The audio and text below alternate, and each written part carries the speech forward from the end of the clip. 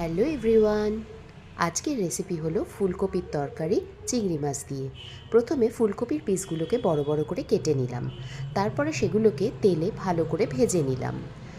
আগে অবশ্য আমি ফুলকপিটা একটু ভাপিয়ে নিই যাতে তেলটা কম টানে।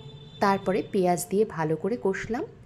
এরপরে যে চিংড়ি মাছগুলো ছাড়ানো ছিল সেইগুলো এই ভাজার সাথে দিয়ে দিলাম একসাথে ভাজতে। এরপরে দিলাম নুন, হলুদ, গরম মশলা এবং ভালো করে কষতে থাকলাম ঢাকা দিয়ে। কেন ঢাকা দিলাম না, যাতে ফুলকপির সাইজগুলো বড়, সেই জন্য ফুলকপিগুলো যাতে ঠিকমতো কুক হয়ে যায় সেই জন্য আমরা চাপা দিয়ে ভালো করে রান্নাটা করলাম, একদম কষে। এতে কিন্তু কোনো রকম ঝোল থাকবে না বা গ্রেভি থাকবে না, পুরো কষা হবে রান্নাটা। ভীষণ ভালো টেস্ট হবে, তোমরা ট্রাই করে দেখতে পারো। একটু ঝাল দেবে, নাহলে এটা কিন্তু খেতে ভাল লাগবে না।